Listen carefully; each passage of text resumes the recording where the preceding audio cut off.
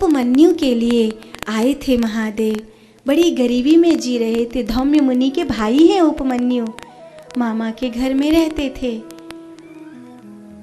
थोड़ी सी दुभात होती थी। जौ का आटा घोलकर माँ देती थी और कहती थी दूध है गैया का। पर जब उपमन्यु बड़े हो गए तो जानने लग गए ये गैया का दूध नहीं है, मेरी माँ जौ का आटा घोल कर देती है मुझे। माँ ये दूध नहीं है। तो कहती है धीरे बोल, मेरे पास तेरे लिए दूध नहीं है। तेरे पिता कहाँ तपस्या करने चले गए हैं मैं नहीं जानती। और पुत्र, तेरे मामा के घर में रहती हूँ। गरीबी है मेरे पास, मेरी गरीबी में मेरा साथ दे। इसी को दूध समझ के पी लेना। और उपमन्यु उसी को दूध समझ के पी लेते कि कहीं माँ की आंख में आंसू नहीं आवे। एक बार वन में महादेव का मंदिर देखा तो लिपट कर रोने लगे। माँ से तो नहीं रोते क्योंकि माँ रोएगी, महादेव से तो रो सकता हूँ, शिव जी से तो कह सकता हूँ। तो खूब आंसू महादेव पर चढ़ाए। भोले बाबा आ गए। क्या हुआ, क्यों रो रहा है?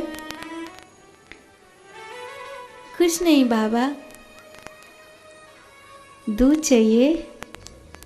हाँ, मैं तुझे इतना धनवान बनाता हूं कि तेरे घर से दूध की नदियां बहे। उपमन्यु के तो नहीं नहीं नहीं, मुझे तो खाली एक गैया दे दो। मेरी माँ कहती है अगर हमारे पास भी गैया होती ना तो हमारे घर में भी दूध होता। और महादेव ने संसार में पहली बार गौदान किया था। और तब से ये परंपरा चली कि कोई भी व्यक्ति, कोई भी गृहस्थी किसी ब्राह्मण को गऊ का दान देगा तो उसके घर में धन धान्य की बरकत होगी। महादेव ने ये वरदान दिया। पहला गौदान महादेव ने किया था। गैया का दान जब भी करते हैं उसकी पूंछ पकड़ के दान करना चाहिए ताकि ये ब्राह्मण को दुग्ध दे और जब मैं इस संसार से जाऊं तो मुझे वैतरणी पार कराए। ऐसा बहुत सारे लोग गैया का दान देते हैं, लेकिन अपने हाथों से और ऐसी जगह गौ दान देना चाहिए जहाँ उस गौ की सेवा हो, जहाँ उस गौ का लालन पालन हो, उस गौ से भगवान, उस गौ के दुग्ध से भगवान को भोग लगे तो आपको पुण्य मिलेगा। उपमन्यु गैया लेकर घर आए। माँ देखो हमारे पास गैया आ गई है। उपमन्यु की गरीबी वहाँ से हट गई थी। एक और कथा सुनाई गृहपति की। एक विश्वानर और सुचुस्मती नाम के पति पत्नी थे।